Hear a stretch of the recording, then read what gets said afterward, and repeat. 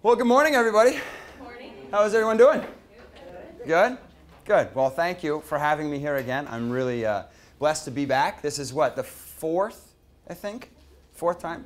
You're going to hear some repeat stories, I hope. We're also going to talk about some stuff we talked about in the past. But more importantly, we're going to talk about the 12-week challenge that's sitting in front of you right now, the book, Road to Resolution. Has anybody read it? All right. We have a few people. Good. So I'm James Henley. I own Body Resolution, and I've been giving lectures now for 6 or 7 years, and just kind of making circuits. I go slow and take my time going around. I was in California just like 2 months ago, giving some lectures just like this, but they were 8 hours long. Wow. Could you imagine sitting through me for 8 hours? Do you imagine sitting through me at 8 o'clock in the morning? I'm sorry. All right, it wasn't my plan. I said 12. I swear. We're going to start with just a little video because I really believe that I can talk about the book. I can tell you about Body Resolution, but I own Body Resolution. I wrote the book, so it kind of is a little biased. So I'm going to let some other people tell you what they think about Body Resolution and what they think about the book. Hopefully this works.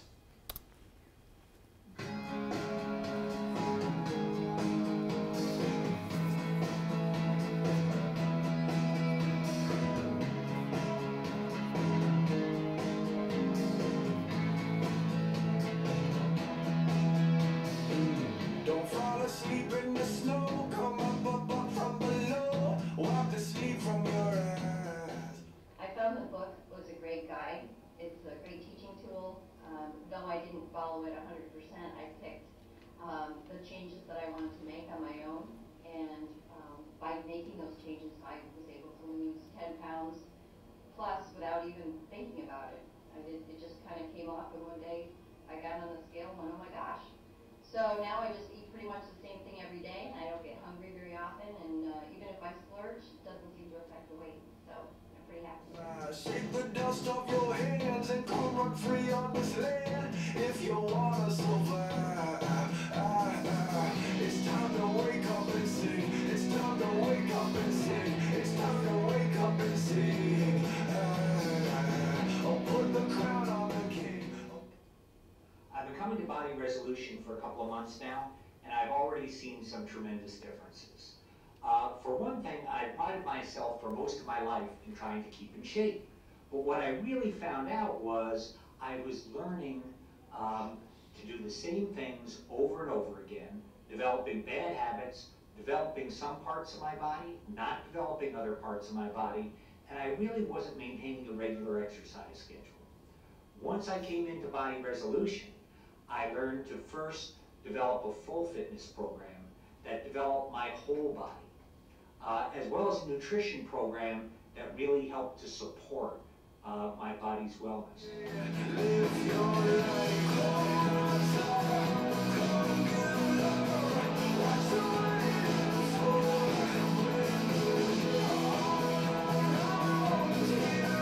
I'm David Provost. I'm the Senior Vice President at Champlain College.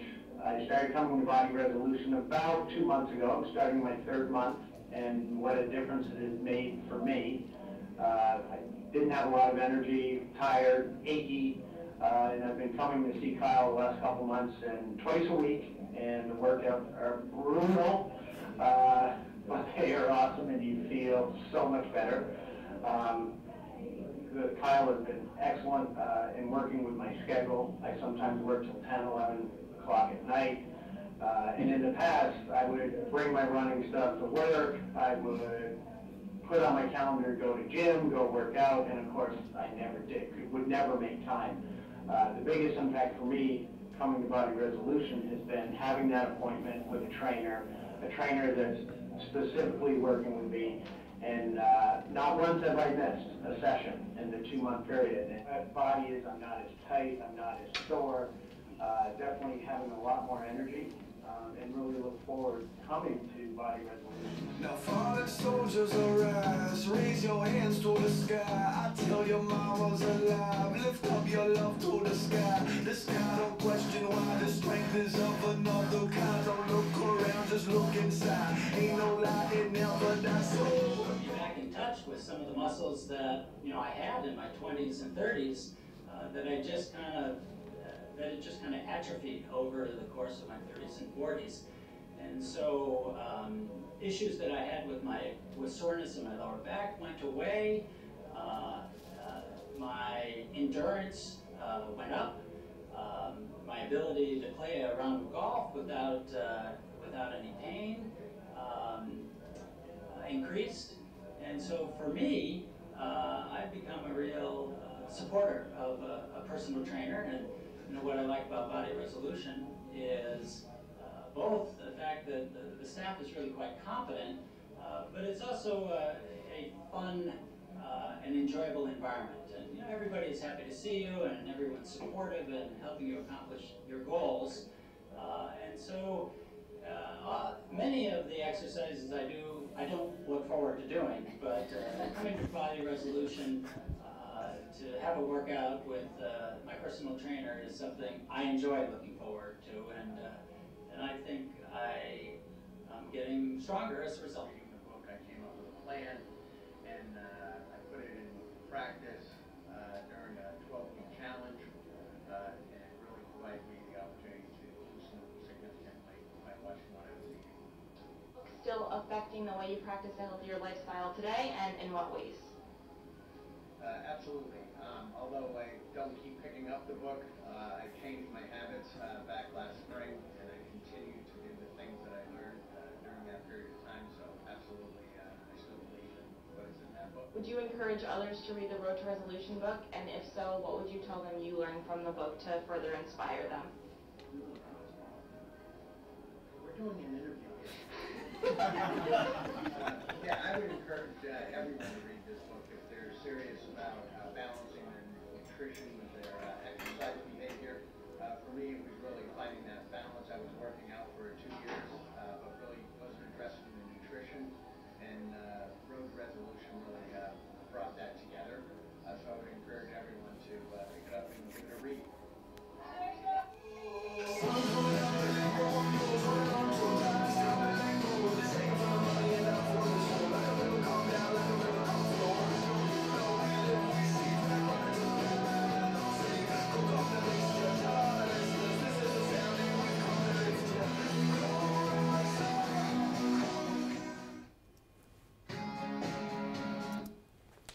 All right. How was that? Everybody awake now? Oops, wrong one. Yes. And you said it was going to be easy.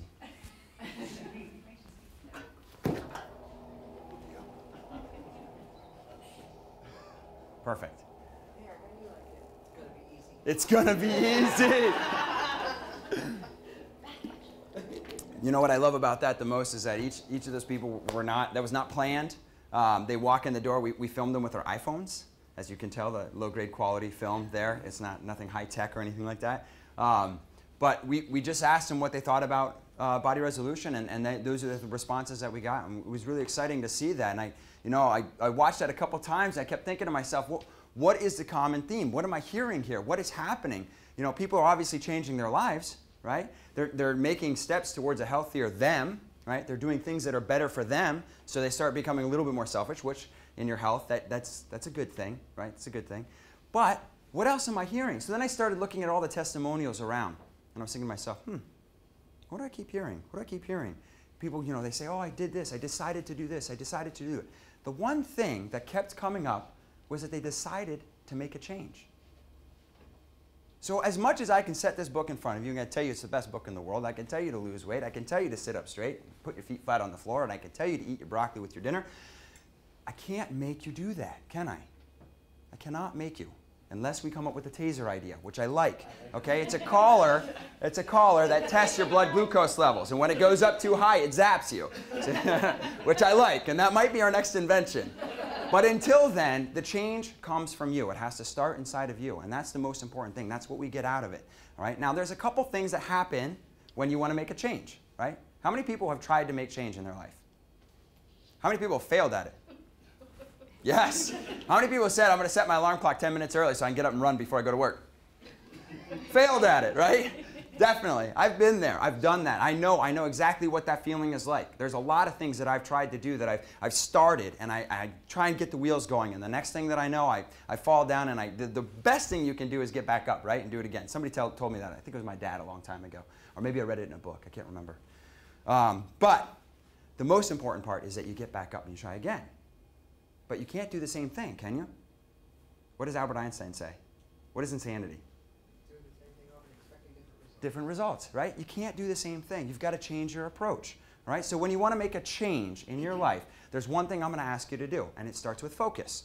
I'm driving down Route 7, I take a right onto I-89, I take a left onto Dorset Street, I drive past the University Mall, I hit Williston Road, I take a right, wave to body resolution as you go by, take a left on Industrial Ave, go through 2 sets of light, take an immediate left, drive up the hill, I go down the hill, I take a right onto Crowley Street, I take immediate left in the parking space. How many cups of coffee did I have today? 0. How many right-hand turns did I make? 4. Someone guessed close. Anybody else? All right, right. Focus on right. Focus on right. All right, I'm driving down Route 7. I take a right onto I-89. I drive straight down I-89. I take a left onto Dorset Street, go past the University Mall, take a right on Williston Road, wave to body resolution as you go by, take a left onto Industrial Ave, go through 2 sets of light, take an immediate left, go up the hill, go down the hill, take a right onto Crowley Street, take a left into your parking space. How many left-hand turns did I make? 3. Everybody got right. Everybody got right? But nobody got left. The thing is, life comes at us fast, right? There are so many different things that happen throughout a day, right, that can distract us from our fitness, from our well-being, from the things that we need to set in front of us. Does anybody experience that? Just like the left and right turns, you have to have it focused. And you got to know what you're focused on, right? If I don't know what I'm focused on, I'm going to wake up every morning, I'm going to do the same thing over and over again. If I wake up in the morning and I have that little Post-it note that says, James, stop being so lazy, right? Then I'll know what I need to focus on. And it can remind you to steer you back in the direction you need to go to. All right? So focus is number 1 for change to take place. Now, there are 3 things that have to happen with change, right? You have to direct the rider, you have to motivate the elephant, and you've got to shape the path. What is he talking about? Elephants and riders? Does anybody know what I'm talking about? Anybody ever read this book, Switch? It's an awesome book. I've read it probably 30 times, at least, and still reading it. Every lecture I do, I read it again, right? They're all about how you make change in your life, a positive change in your life. And what they do is they highlight all the examples throughout time that they've seen change happen. And then they say, okay, well, let's break it down a little bit more. Everybody knows I'm a science geek, right? Everybody should know I'm a science geek. All right? I love science. So I break everything down as small as I possibly can, and then I build it back up. Change is the same way. That's why I love this book. They take something that is an emotional challenge for people, and they break it down into a scientific format, which I love. Right? It gives me the ability, the base, to move forward with whatever change I want to make in my own life. So, with that being said, the elephant and the rider. What does that mean? The elephant is our emotional side. Right? Has anybody heard this before from my past lectures? You better say yes. Okay, good. Got 1. You can go home now. That's a paid day off. Sorry. The elephant is the emotional side of our body. It's very powerful. It controls a lot of what we decide to do throughout the daily basis. Then there's the rider who steers the elephant, right? It's our rational side. That's the side that says, in 12 weeks, like the 12-week challenge, I want to lose 10 pounds, right? It's planning, it's organizing, and it's steering your emotional side. Now, what happens when your rider gets tired? The emotional side takes over. Now, everybody's had this before. At least, if you haven't, then you'll probably experience it sometime in your life. But you get home from work, and you're thinking to yourself, I just started that 10-pound diet crap that he was talking about, right? And I'm gonna look through my cupboard, I'm gonna eat something healthy, and you get home from work, it's been a long day, you've been stressed out, and you see a bag of chips. And you grab that bag of chips, and you sit down on your couch, and before you know it, you ate the entire bag of chips. Has anybody experienced that? Okay, maybe it wasn't chips, maybe it was cookies, right? Maybe it wasn't cookie, maybe it was ice cream, right? Could be other things, could be alcohol, could be cigarettes, could be whatever it is, right? But we fall into that trap. That's our emotional side taking over the rational side. Now you wake up the next morning, right? You've had some time to rest. Your rational side had some time to regenerate and control where you're going again. And you say to yourself, why the hell did I just eat all of that last night? What happened? I got home one night, and I remember I was working for a lecture, and I was thinking to myself, oh, I've been eating really well. And I for the most part, I eat pretty healthy. And I get home, and I think to myself, okay, there's nothing in my cupboards. If you guys came to look in my cupboards, you'd be like, what does this kid eat?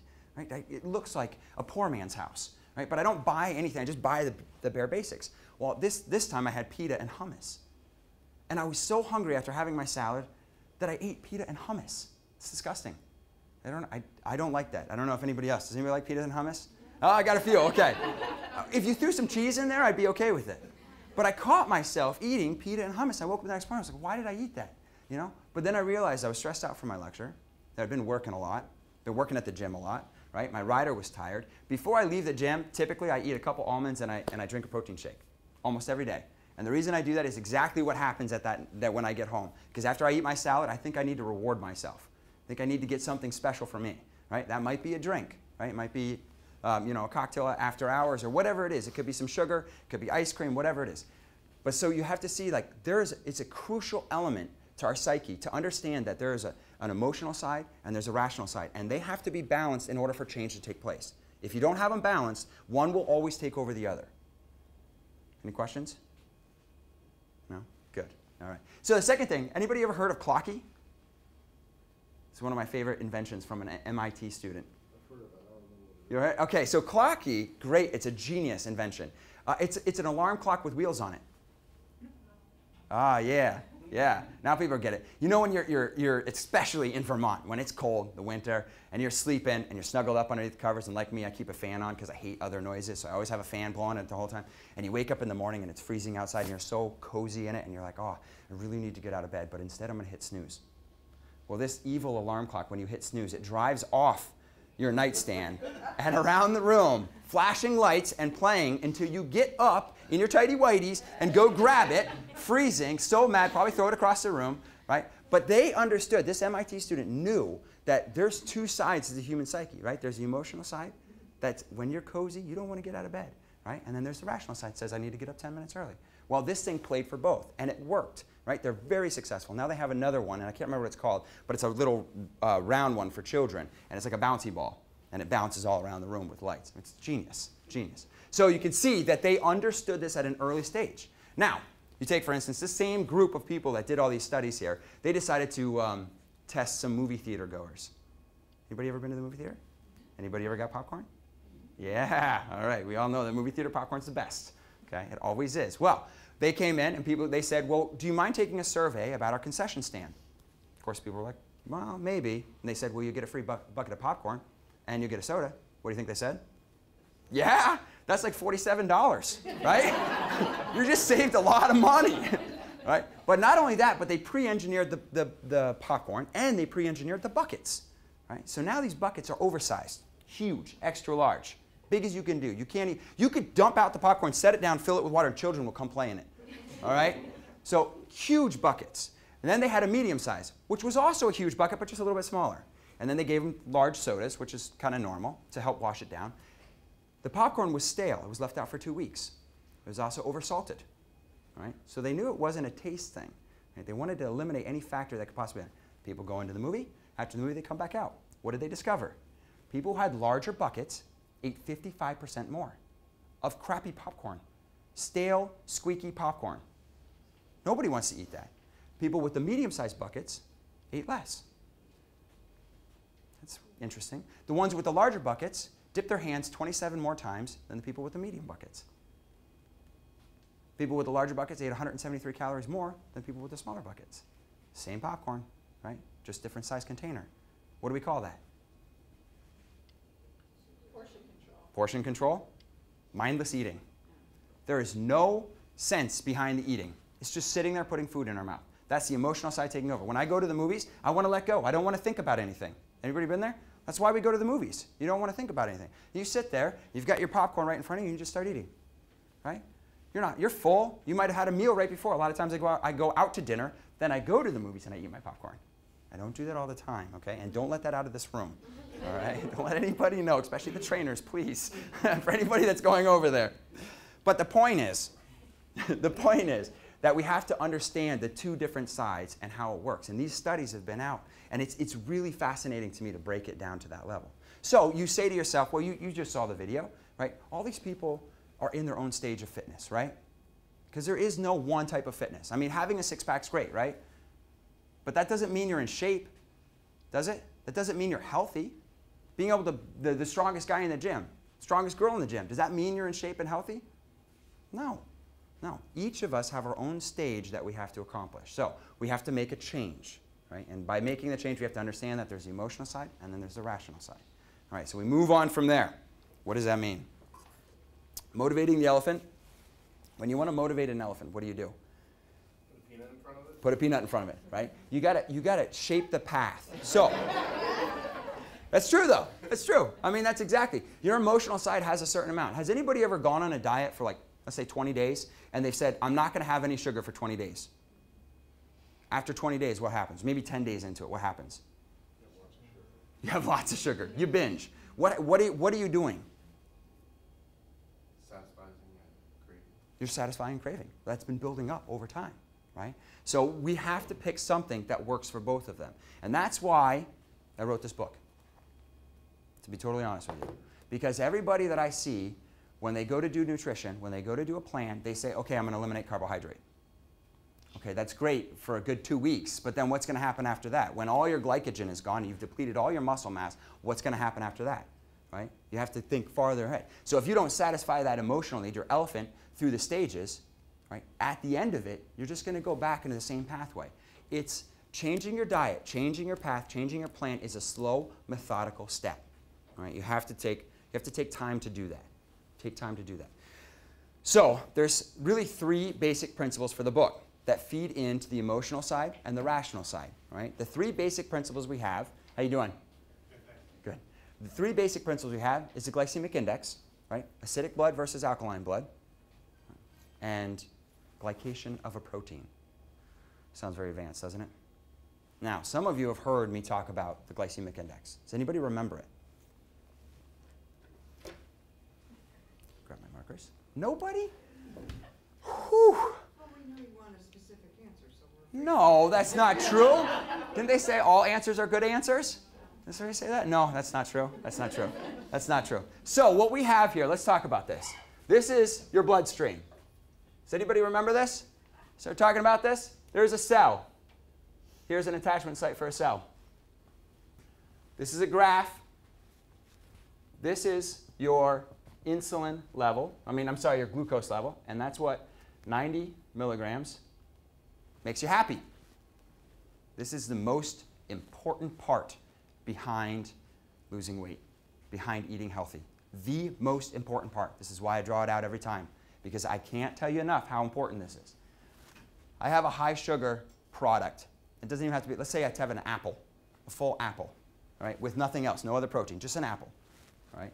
It causes all these little G's to open up in here, opens up a channel, causes an I, which is insulin, to bind to the cell, right? Insulin opens this channel, and it gets stored as fat because I'm not doing anything. I'm actually sitting at the desk. Okay? So it gets stored as free fatty acids. Now on this side, you have your brain and your muscle that need fuel. How do I get the glucose not to do this so often? Bind to the cell, right? Immediately allow glucose into the cell, allowing free fatty acids to be stored. I take in another sugar product. Say it's a Diet Coke. We've talked about that before. Everybody remembers my Diet Coke story, I hope. More insulin comes around. Now the cell has an affinity for insulin. Does everybody know what that means? It loves insulin. It loves it. Really loves it. It's always attracted to it. And then there's glucagon, which is insulin's archenemy. Right? Glucagon binds to the same binding site that insulin does and allows free fatty acids back out into the bloodstream to be utilized by the brain and by the muscle. Every time that I take in glucose in my system in a high amount, let's say a sugar product, let's say a bagel, right? I get a glucose spike. It looks something like this. Heard people talk about that? Yeah. Well, that's really important because as soon as it goes up here to this point, insulin then comes up. Now, insulin's a hormone, so it takes 3 to 4 hours to be reabsorbed back into your body. Right? So when insulin takes 3 to 4 hours, that means when it comes down here, it starts coming down, then it goes back up. Then it comes back down, and then it goes back up. And then it comes back down, and then it takes 3 to 4 hours after you've finished your last high sugar meal or processed food or whatever it is meal, finally comes back down. Now let's say this is the end of my day, right? And I decide to work out here. Before my insulin gets below the 90, what happens? Do you utilize free fatty acids as fuel source? when you're working out? No, you don't. That means everybody that goes and does their cardio right after they just had a little Snickers candy bar, those little, everybody has them at their desk, the little jar with the little tiny Snickers on them, right? Pop one of those things, next thing you know, your insulin's up for 3 to 4 hours. And that's all it takes is that little tiny piece of Snickers. That's all it takes. It's amazing. Questions on this? I see a lot of confused looks. All right, so what does a nutritionist tell you to do? They say, don't eat high sugar stuff, obviously. Don't eat refined carbohydrates, obviously. And eat frequently. Why do you want to eat frequently? It's like this. Right? Always staying right around that 90. Insulin doesn't have the ability to go up, up, up, up. It just goes like this, kind of right around that same area. Every time it's dipping down below, glucagon binds to the cell, allows free fatty acids out. This is why that one lady said, before I knew it, I was losing 10 pounds. She finally got this system in her body to work. The most important system you can ever take away from this. That's what this book does. Right? What I'm trying to do is say these are the food groups that will help balance out your insulin level, balance out your glucagon level. Right? And that's the key to it. That's the key. So if you understand that, it's basic biochemistry. If you understand that, you will be very successful in your nutrition journey. All right? The next thing we have to do is talk about acidic and alkaline foods. Anybody heard of that? They call it an acidic ash. It leaves an acidic residue. Yeah, you've heard of it, right? You're on a plan right now, right? You guys talk about the balancing of those two things? There's a whole section in here about acidic and alkaline foods, what to pick, how to pick them, which ones do you do, right? Acidic foods cause an acidic ash, and acidic ash causes your blood to become more acidic. And when that takes place, cells die. Do we want cells to die? Yes, no, no we do not. We do not want cells to die. And when cells die, there's other things that happen. It releases more acid into the system. It causes more death of more cells. Cells have a very short pH range that they can survive in. Anytime it goes too high on the alkaline side or too low on the acidic side, that cell dies, right? Because they have a phospholipid bilayer. My balloons, all right? They have a phospholipid bilayer. This is a great example of what a cell would be like. This cell particularly has been a bad cell and eaten too much food, okay, which is why it's bigger than all the other cells. So there's a lot of adipose tissue in here, which is fat.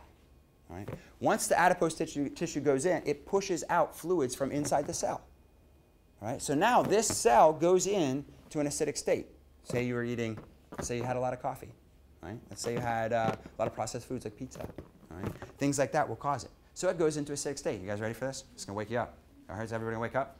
All right, I have to hold this close. Goggles, safety glasses. This is what happens when it goes into an acidic state. Not bad. I didn't blow it up too much. Not bad.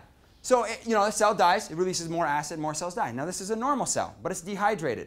So I had a bunch of coffee. I didn't drink a lot of water throughout the day. I might have worked out. Right? Maybe then I had a protein shake. It has a lot of protein in it. 4 grams of water have to bind to every protein that you take in your system. So now you're dehydrated, right? Normal cell, and it goes into the same acidic state. Not too bad. Not too bad, right? Takes a little bit longer because it's a normal cell, has a little bit more hydration. Now let's do the tricky part. And we have a water balloon. Normal cell. Mr. Joe, would you please accompany me at the front? All right? Don't mess up the hair. I will not mess up the hair. Take a seat. We'll have your face. This is a water balloon. This is a normal hydrated cell. Okay? It should burst when it gets into the acidic state, as you've seen, right? You should? Shouldn't? Should we test it on you? I've never done this before. This is brand new, okay? So we're going to try this now. I haven't used these balloons either, so we'll see what happens. I want everybody to count with me. We're going to try and make it to 15. Ready?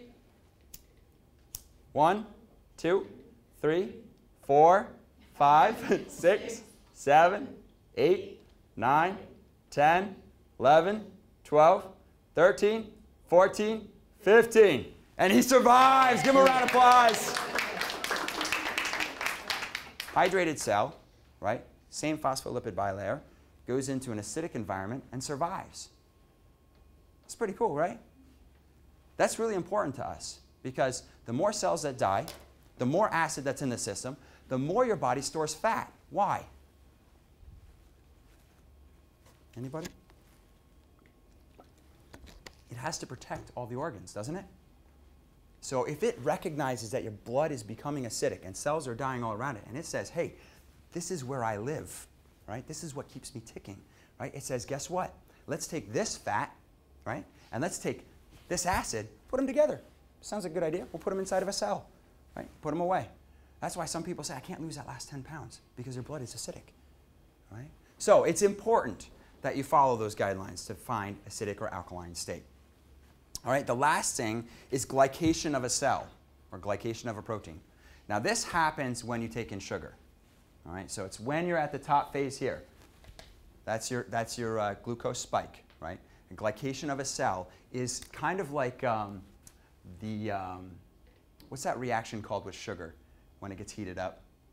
Do you know what I'm talking about? The browning, the enzymatic of the, what is it? Caramelized, yeah, like when you caramelize sugar, it's the same thing that happens. Say you have this happy cell right here, right? And you put it into, let's say, an acidic state with high sugar. What happens is the walls become sticky all the way around. And when they bump into another cell, they actually stick together. Good or bad? Bad. Bad. Really bad, right? Because cells need oxygen. Now you start getting a bunch of these clumped up. Now in most cases, this happens to a protein. What do proteins do in our body? Fuel us. Fuel us. They fuel us. What else do they do? Very, very important for living. They carry out enzymatic reactions. They're catalysts. Obviously, guys, basic chemistry, right? They carry out enzymatic reactions. Why is that so important? Say a cell needs to open up a channel and allow fuel into it. Protein does it. Now, if a protein has another protein bound to it, stuck side by side, can it do the same thing? No. This is why we feel tired, right? This is happening in our system at all times, right? 75 trillion cells in our body working at all times. 75 trillion cells, 30 million of which are dying every 30 seconds. That's a scary number, right? So our goal is to support these three different things as much as we can. We have to understand that we have to take in low sugar products, low processed foods, right? We understand now why a spike is so dangerous for us. Now we know not to work out after we had a piece of candy or anything high in sugar, right? Which most people aren't doing. We also understand that what an enzymatic reaction is when it has glycation of a protein, right? We know that the proteins are going to bind together. It's going to slow our system down. It's going to make us feel tired and lethargic. And we now understand acidic, that we want to make sure that our cells are hydrated. We take in foods that are alkaline. This is all covered in here. Okay? The very first part of this book is talking about the chemistry, which we just went through. I think those are the most important things. It just talks about that. Then it goes into calculating your resting metabolic rate. There are different calculations out there. So you can test around different calculations, but you can calculate your resting metabolic rate. Once you find your resting metabolic rate, it will say minus or plus, or it will tell you what to do. And then you pick a diet plan in the back. Does that mean you follow it 100%? No. No, you do not follow it 100%. I do not believe in following things 100% because I think each diet has to be specifically made for you. Right? Each person is different. We each have different emotional controls, triggers that set us off. So it's really important that when you go on through the book, you're like, okay, you know, I understand the chemistry part, and then you're going to do what I do. I skip to the back, and I look and, oh, okay, this diet looks pretty good to me. I'll try that one today. I don't want you to do that. Don't do that. Try and do the 12-week plan. And the reason there's a 12-week plan in here is because it takes time to change habits, right? We're all talking about making a change today. Now, how many people want to make a change now? All right, good. So there's sheets on your tables, since almost everybody does. I want you to write down, and don't make it personal, as a team, each table is a team, I want you to write down what each of you want to change, and then I want one person to tell the group what they're going to change. Why are we doing this? Group buy-in. When you walk in, you see you got it, all right? When you walk in the next day and they say, hey, how was that challenge going? Or how's this going? And I hope everybody writes a 12-week challenge, but I won't put any pressure on you, okay? But have one person write down, you guys get together in your groups where you are, and just say what goals you have that you're going to try and change or going to try and establish. Team, go. Break. Jeez, what time is it?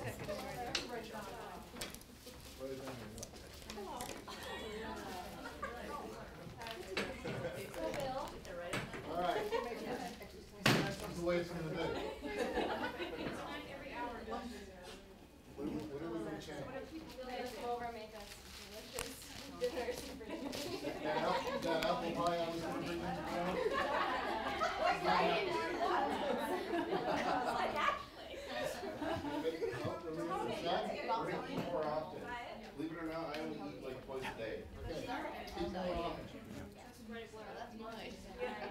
Oh, look so far. Good. Drink more water. It's a good one. It isn't really lemon. You got a problem? It's all high fructose.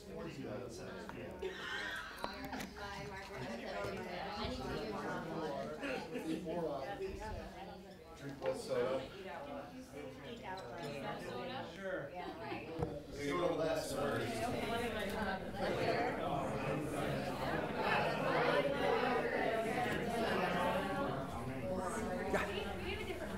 Oh. I think the red one works best. I snack it. No, I do snack on hummus, which I do like. But I'll eat like the bag. Exercise more. Is that part of the diet thing though? Yes, it's all part of the process.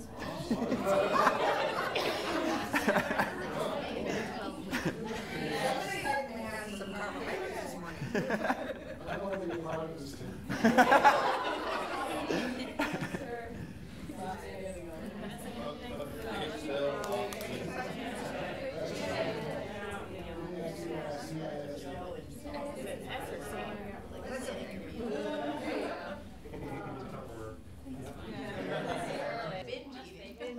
Yeah.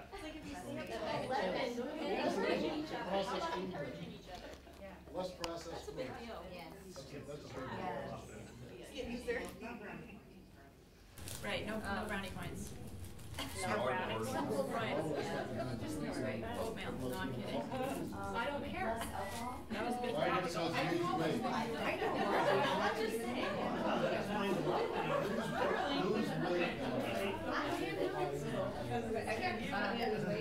I think that's just more water, you know, that's simple, and I understand that. Well, my cell is that dehydrated cell. Yeah. Totally. I do the same thing. Yeah, I have to really focus on drinking water. They grab a big glass of water before you have coffee. Yeah, yeah. That's the secret. That's the secret. Can I put this up? Your diet Coke thing, though. Oh, that has stuck with me. Has that stuck with you? Should I go over that again? But you know what, just the general consumer is looking at a diet Coke and saying 0 calories. Zero, everything. You're like, what is going on here? Yeah. And then Yeah. for us to understand that there's a chemical in there that makes your body think Yeah. it's the same thing. You're like, oh, Yeah. I know that. Yeah, exactly. I'm not a biochemist. Ex- I don't even drink soda. You wouldn't, yeah, that's fantastic. Well, Congrats, once in a that's while I great. do crave it. Yeah. And like, I know, I'm like, oh, James. And I think if James would yell at me. That's fantastic. I mean, soda is dangerous, and not even just mention like your brain thinking that it's taking in something that's 500 times sweeter, but the amount of leaching of calcium from your bones is, I mean, yeah. I mean, well, because it's phosphoric acid. No, it does not. I didn't go into that much detail. I was afraid people would set the book down right away. They're like, wait, phosphoric acid? Nah, I'm done with this. What about club soda? Club soda does not have. It has to. You typically dark brown soda as well.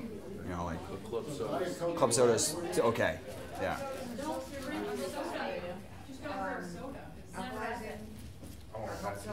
They are more alkalizing than regular sodas, but I wouldn't put them in the alkalizing category. They're kind of like right in the middle.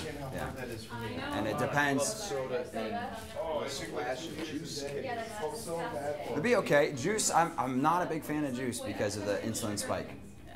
So if you do have juice, I typically tell people to do it in the morning. If you're gonna have your club soda and juice then, but that's probably a better alternative than other things you could have. What about water enhancers like the Mio? Is that not good to use? I don't think so. I would say no. I hate plain water. How can you hate plain water? Okay, so each table, just pick one person to read off your list. We'll start with the first table up front. Go for it. Me? Yeah. Okay, we had eating, the second one, eating healthy, less snacking, toning, more water, less sugar, the 12-week challenge, exercising more, and encouraging each other. Great. Great.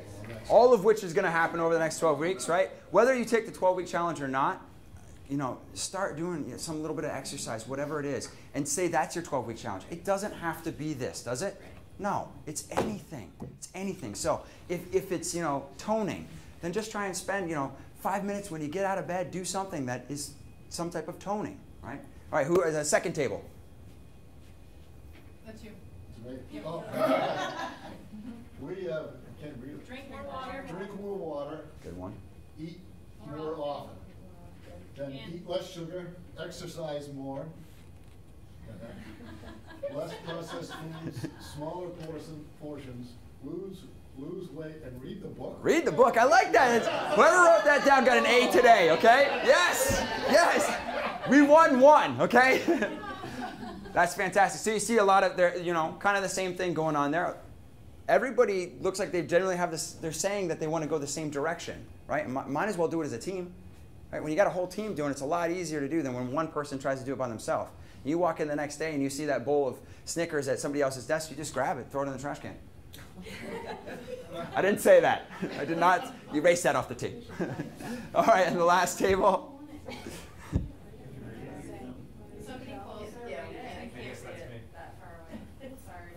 Thoughtful eating, start exercising, drink more water. Eat out less, yeah. Eat more alkaline foods, make better eating choices, plan out meals, no late night binge eating, skip dessert, less alcohol, less chocolate, cook ahead. Excellent, thank you. All right. You take these three lists right here that everybody just put together, and you make a list of all of them put together. Some of them are going to combine into the same thing, right? And you say, this is my target. This is what I'm going to do. Put it on a Post-it note. Put it on a piece of paper. Whatever it is, put it right at your desk, right? And say, this is our team goal. This is what everybody's working towards, all right? And just take everything right there, and then everybody's going to be working towards the same thing. It's totally different than when you try and do it by yourself. All right? These are great goals. Thoughtful eating. What does that mean? Thoughtful eating. So remember, we started the day with mindless eating, right? And now we're talking about thoughtful eating. So it might be that your situation needs to be changed. All right? It might not be so much what you're planning in your head. It might be how your situation is. A lot of times, like when I finished work, especially earlier in the days when I used to start work at 4:45 in the morning, and I would work all the way till about 7 or 8, and then I would drive home, and my house was about 15 minutes away from my work, and I would stop at a gas station. Some of you have heard me tell this story. And it sticks out to me, it's so powerful in my mind that I do not stop at gas stations on my way home anymore. But I'd stop at that gas station, I might be getting fuel, whatever it is, and then I walk inside and I think to myself, I kind of want a treat before I get home, right? I want something to eat. Has anybody ever been there? Done that? Yeah. You stop in there, you know there's nothing good in there. We know that there's that one banana, maybe 2 bananas at the front that they're charging $1 for, that have the gnats and they're brown, that they should be giving away for free. But they don't. They still charge you. You go and you look at that. You're like, I'm not going to eat that. So then I go look at all the nut packages. And I'm thinking, okay, I'm a trainer. Anybody looking? Okay.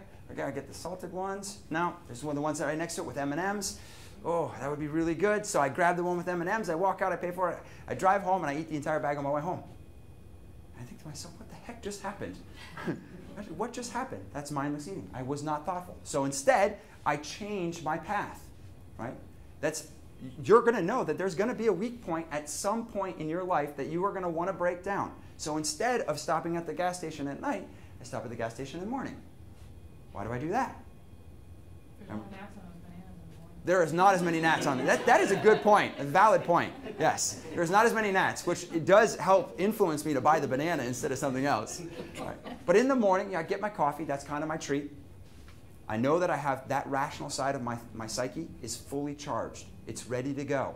It can steer me a lot better than at night after I've worked a full day and been stressed out.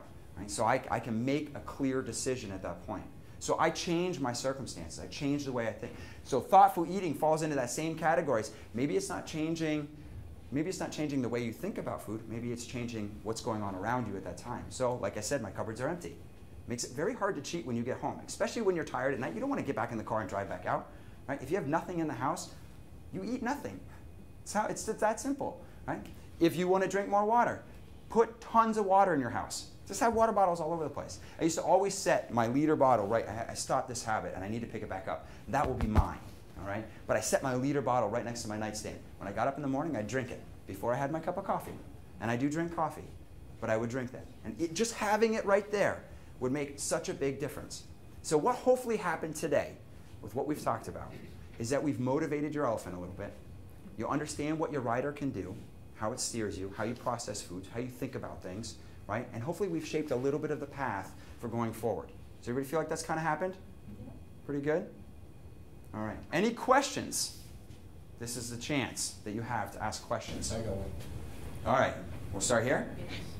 You mentioned having that candy bar and then going to work out, or at the end of the day when your level's high. Would that mean that working out in the morning is better? In that circumstance, yes. If I ate a very healthy meal right before, say I had, we'll just come up with a couple different things, hummus and, what do people eat? Hummus and celery? Pita, hummus and pita, if I had that, and my insulin doesn't spike as high, it would not affect me when I was working out. But it's only because we have a high spike. And that can be an apple. Apples do have that effect on you. And I'm picking on apples, but all fruit has that effect on you. So when they say, eat six fruits a day, that's not necessarily the best thing to do. As much as I'm going against what the FDA says, it's not necessarily the best thing. Until your insulin levels come back down to that 90 milligrams, you are not going to burn fat. And I see it happen all the time. People wake up and they have their bowl of cereal. It has 20-something grams of sugar in it. And they go to work out right after it. They think it's a really healthy start. Well, their insulin levels are so high at that point that they burn no fat. And it's saddening to me because I see it happening. They go out. I've seen people running up and down Kennedy Drive. They look the same every day. I'm thinking to myself, this has been months, sometimes some people years, right, that haven't got this concept. But that's what's happening. They eat something like a yogurt that has the fruit already mixed in. It has 22 grams of sugar in it. Do you guys remember I lined up all the products and we tried to pick the one with the most sugar in it and the least sugar? And the cookies, of all things, out of all the products I had, the cookies were the least and they had the highest amount of fiber. That's messed up. Right? That's not cool. So in that situation, yes, better to work out in the morning. If you're going to work out in the morning, have like a protein shake before. Even a, like if you do like a banana, it has really high fiber, so it slows down the absorption rate of the glucose. Would be more beneficial than working out after and having something high sugar at the end of the day. So before exercise, it's carb? Before exercise, you can do a modified carb with protein. Okay. All right, so that doesn't mean go have, like some people would say, oh, I have white bread with jam on it. I would not consider that a good thing. But maybe a half a banana with some peanut butter with it would be a good substitute. And you want to eat it about 30 minutes before you go to work out. Right, you want about 30 minutes of digestion before you get in there. Now, if you eat 2 hours prior to your workout and then you go work out, you're going to get lightheaded and faint because you don't have enough glucose to help you through the workout. Right? Just one little follow-up question. If that 90 milligrams is the level of bliss, right, that you want, what's the average American have as their current level? Probably about 120. Probably about 120, and sustained 120. So that's just the margin of difference that we're talking about. Yeah, it's not much. The spikes are the worst part and the insulin levels are the worst part, but your body has to control 90 milligrams of sugar in your blood at all times because that's what crosses over the blood-brain barrier and that's what makes the brain happy. So any deviation from that, it has to either store as fat or use as fuel. And if you're not doing anything, it stores it as fat. It has to. It has no other choice. If it gets too high, right, then your brain gets super excited. And you don't want that. Super excitement. Follow me? Yeah. So yes? I guess kind of follow up the same thing that Larry was saying. Does it make a difference to work out in the morning versus work out in the afternoon or at night? Not at all. So the thing that changes is the way you fuel yourself around that workout. So if I went to work out first thing in the morning, what do I do before? Can I just get up, go, and then come back? I would get up, I would drink some water, and I would have some type of complex carbohydrate with a protein. So that could be anywhere from a protein shake or like the half a banana with peanut butter, or a whole wheat piece of toast, one whole wheat piece of toast with a little bit of peanut butter, almond butter, sun butter, spread. They have everything out there right now. If you're into soy products, a soy product can be good in the morning. So you want to have something before you go? You do, before your workout, 30 minutes before, because you need to have some fuel when you go to work out. You have to have something in your system. If you go completely empty, you can do cardio, and that's about it. Otherwise, if you're lifting or doing anything kind of strenuous, you'll probably get lightheaded. Because the goal is really staying in that 90 range. It's staying. Regardless when you work out. Exactly. Your day is staying in that 90. So, eating those small portions of stuff throughout the day, the good stuff. Yeah. So does this teach us how do we know we're at 90? I mean, you probably can feel when you're at 90. You will. It takes time. Well, there's a couple different ways. You can get a tester, right, from the pharmacy. Don't know if you guys want to go that extreme. I probably wouldn't worry about it that much. What I would do is just really watch the foods that you're taking in. You'll feel when you go up and down, especially if you've been trying to work on it for a while, you'll notice right away. You'll have a crash, you'll go up high, you'll have a crash, and then foods will start tasting differently to you once your body recognizes it's a fuel source. Your body, does anybody wake up and not feel hungry at all? Yeah. So that's very dangerous, and I'm not trying to pin it out, but that's dangerous. And I had that for a very long time. I couldn't eat breakfast, I especially couldn't eat eggs in the morning because my system wasn't kind of utilizing the fuel the way it should.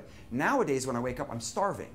I eat something, 45 minutes later, I'm hungry again. People are like, dude, you eat all the time. I'm like, yeah, I know, because I'm always hungry, but I had to change my food groups. Once you change it, you'll start to notice your system's going to get more and more hungry. That's a great sign. That means you're actually, when the fuel goes in, your body's utilizing it for the brain and the muscle. It's a great thing to happen. You want that. That's why we teach the 6 meals. A lot of people used to say, oh, 6 meals, that means you're going to burn, I forget what it was, 0.002% more calories throughout the day because you're eating 6 meals. You have to break it down in your stomach.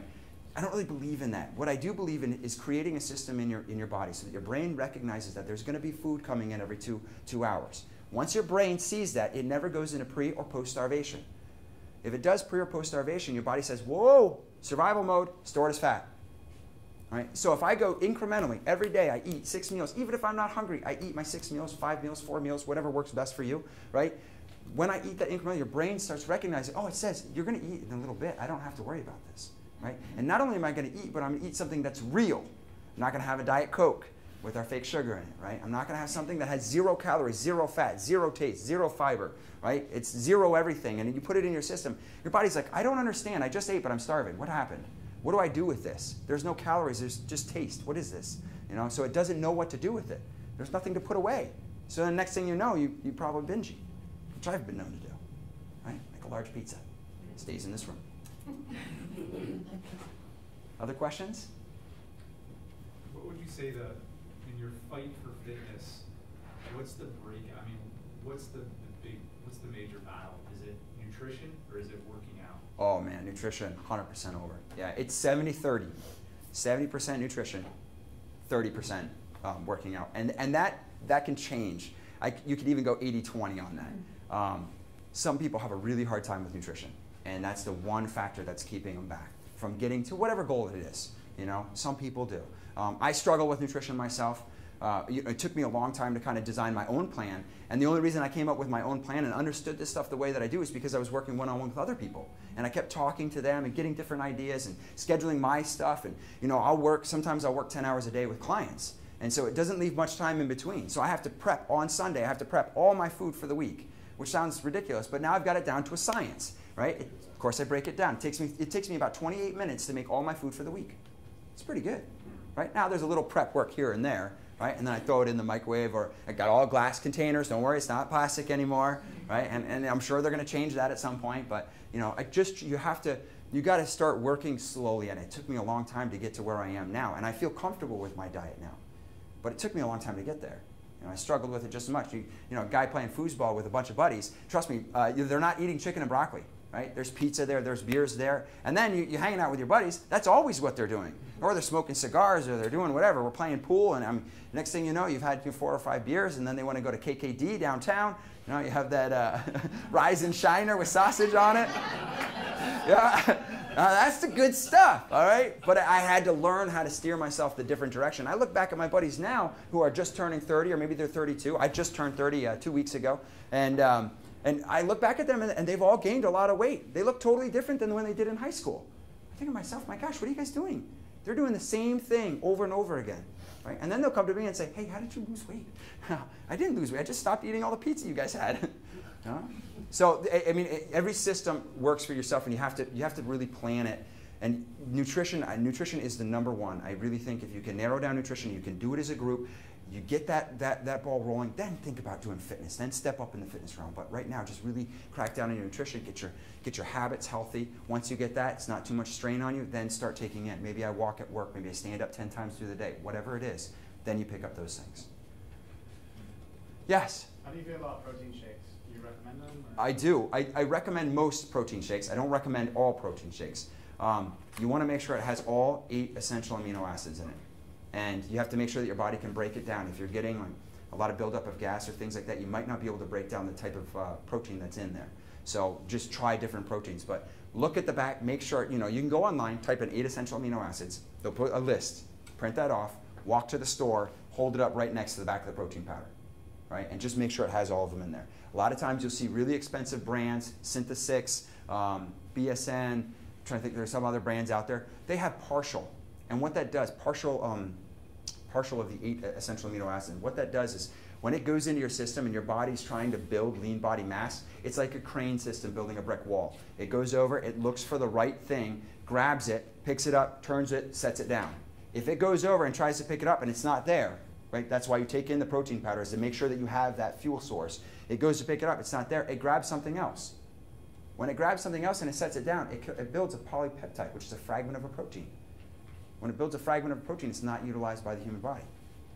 It actually just gets urinated out. And a lot of those protein powders can do that. And they sell them, and they're not really regulated, so you have to be very careful. Read through it, talk to the guy there, make sure it is. One of the reasons I came up with my own protein, which we sell at the gym now, and it has all 8 essential amino acids, it's got low calorie, and it doesn't have fake sweetener in it. And I think that's really important. But you buy it and it's in a little container. So guys, like a lot of guys will go up, and I remember I used to do it all the time. You go buy that Incredible Hulk one, yeah, with the guy on it, yeah. And you take it home, you set it down, you're like, I'm getting big, right? And putting it in and putting it in. It says 6 scoops, 900 calories, and you're trying to chug it down, and it didn't help me. It didn't work. Still stay small. So, I mean, you really got to know what you're putting in, what's in that to put it into your drinks or however it is. So I'd spend some time studying it. And look at reviews from other people. I've done that a lot too. Look at the reviews of the protein powder, see what the results are. But don't just listen to what the package says, because they have a lot of room to put stuff on there. And so they can say, tested 12 pounds of lean body mass. Well, 12 pounds of lean body mass on who? Guy taking steroids or not guy not taking steroids, So look at those different things. And how do you know when to drink one of those? Typically, I'll say after your workout is the best time to drink one, because that's when your body's at its most open receiving state. So your cells are starving, you've just worked out, that crane needs something to build. For the next 45 minutes, that window's open. So that's when I would have my protein shake. And I'd also might have another simple carb then. Might have half a banana or something like that, just to help drive it into the cells. Because remember, when you put your insulin levels up, it opens the cells up. You put protein into the system, it grabs the protein, starts storing it. It doesn't store it as fat, it stores it as a fuel source for muscle, which is called glycogen.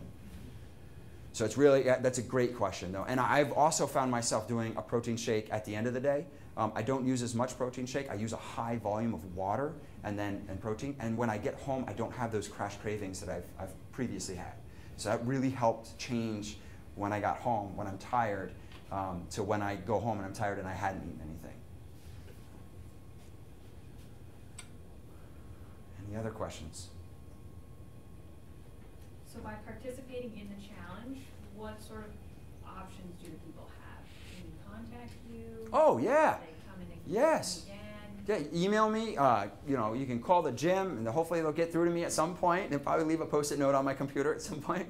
But yeah, if you have questions when you're reading through the book, please feel free to contact us. We also set up 2 support groups, three support groups. So there'll be 1 each month. And I don't know if we've solidified dates for that or not, but we will. And we'll send them out. But those support groups are going to be a lot like this. It'll be a little bit of information, more hands-on. So you're going to basically go through worksheets, design your diet. Maybe the first time you come in, you might take whatever diet you found in here. You're going to have a bunch of questions, what your resting metabolic rate is, how you discovered it, what you need to do. You come in with those questions, and we iron them all out as a group. All right, we do it together. So there'll be 3 of those support groups. And then again, I'm coming back in January-ish, which we haven't decided, and we're talking about how to increase energy.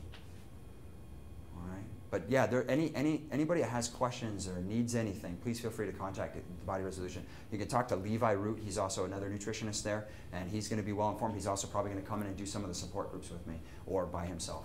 But that will be the next step. But I do challenge everybody in here to do this. And I don't necessarily mean do the book.